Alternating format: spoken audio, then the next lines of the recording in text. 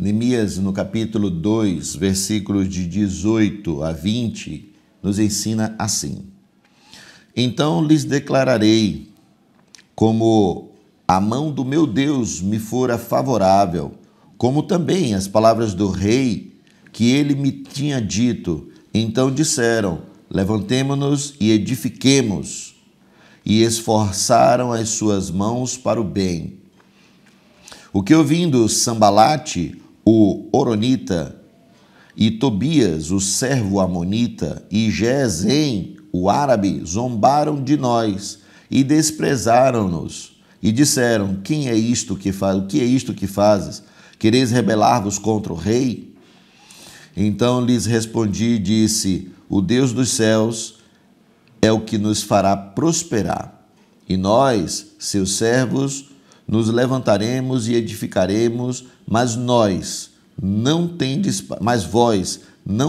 parte, nem justiça, nem memória em Jerusalém. Sejam todos muito bem-vindos ao nosso encontro semanal do Grupo Familiar da Igreja Batista Monte Gerizim, o nosso céu, a nossa colmeia evangelística no lar, aqui na igreja. Um tempo em que nós nos reunimos para poder meditar na palavra, mas também para ter comunhão com os irmãos, um tempo de oração, um tempo onde a gente se encontra, onde os nossos jovens e adolescentes estão reunidos ali na casa de Lide, onde os nossos irmãos ali em Sátiro Dias estão também se reunindo, aonde nós estamos juntos aqui na Ribeira, aqui na Massaranduba, aqui em tantos lugares, aqui na Península Itapajipana, para poder ter um tempo de descanso, comunhão, aonde nós podemos trazer amigos, vizinhos, parentes, para poder ouvirem a palavra do Senhor, aonde você pode ir para a casa dessas pessoas também para levar essa mesma palavra e essa comunhão junto com todos. Essa porção do texto das Escrituras Sagradas de hoje nos fala de um homem vigoroso, muito líder, muito capaz, muito competente, Neemias, que recebe a notícia de que os muros de Jerusalém, da sua cidade natal, estavam totalmente destruídos, que a sua cidade natal estava em ruínas, e ouve do Senhor um chamado para restaurar Israel, os muros, a ética, a moral, as leis daquela cidade. Neemias é convocado pelo Senhor e ele ora, chora, se prepara para falar com o rei, pede autorização, o rei dá cartas, dá autorização, abençoa ele para que ele realmente pudesse ir, o rei Artaxerxes. E ele vai e começa a construir, mas ele encontra oposição. Ele encontra ali Sambalate, Tobias, Gesem, pessoas que se opuseram à benesse, à alegria de ver a cidade de Israel, os muros sendo restaurados. Muito mais do que os muros, repito, a ética, a moral, a cultura, as leis.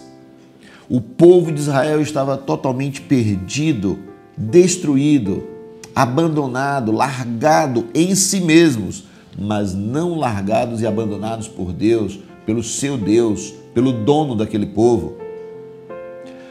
Neemias vai e chama muitas pessoas que começam a restaurar os muros, as portas, a lei.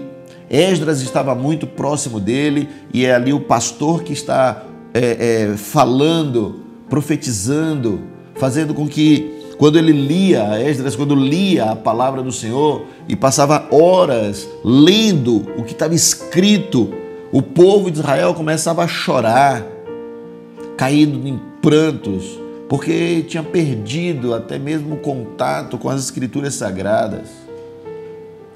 Diante de algo tão lícito, de algo tão bom, ainda assim ele encontrou pessoas que se tornaram opositores dele.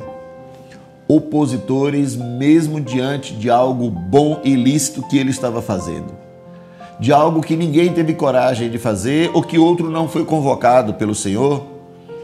Mas ele encontrou oposição. em todo lugar, na igreja, no trabalho, na família, no trânsito, em qualquer ambiente, nós sempre vamos encontrar opositores. Como é que nós lidamos com eles? Primeiro, com oração. Nunca se aparte dessa primeira instrumentalidade, oração.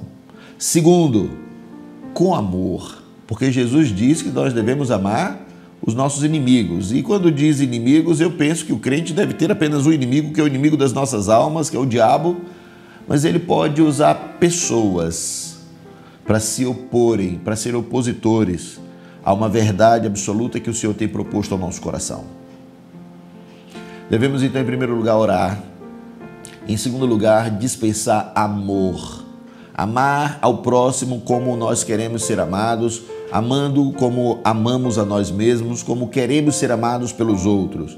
Amando aqueles que se colocam, se propõem como inimigos, como opositores. Amando, tendo disposição, tendo vontade de estar perto. Em terceiro lugar, se colocando sempre na brecha, pronto para ajudar, para ser útil àquele que de algum modo se coloca como opositor seu. Em qualquer ambiente nós vamos encontrar. Mas se você não agir com oração pela pessoa, se você não agir com amor pela pessoa e com prontidão de ajudar essa pessoa, você está apenas sendo tão opositor quanto ele tem sido para contigo. Nós devemos agir com oração, amor e prontidão para com aqueles que se colocam como opositores contra nós.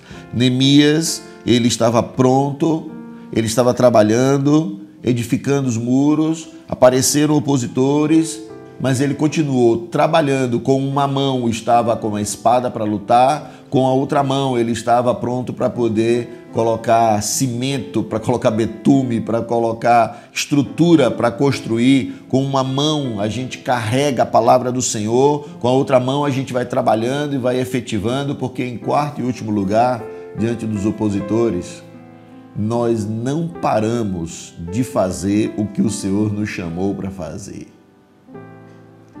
Diante da oposição, se você tiver certeza que o Senhor te chamou para fazer o que você está fazendo, então numa mão você está com as Escrituras Sagradas, vivendo a palavra, na outra mão você está executando, andando, avançando, cumprindo com aquilo que o Senhor te chamou, porque nada pode parar a palavra, o desejo, a vontade, a direção, a verdade de Deus sobre a nossa vida. Opositores, vamos se encontrar ao longo da nossa história, a vida inteira, em todos os ambientes.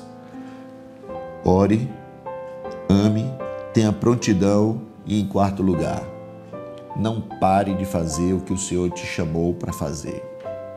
Não pare de continuar com uma mão, com a espada, com a palavra, com as Escrituras Sagradas, com a verdade de Cristo sobre a sua vida.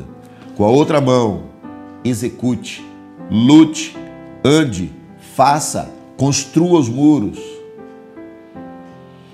Diante da oposição, haja com amor, com oração, com prontidão, mas não deixe de fazer o que tem que ser feito, para que você continue promovendo a unidade que Deus espera sobre a obra que Ele confiou na sua mão. Que Deus te abençoe e até o nosso próximo encontro, em nome de Jesus.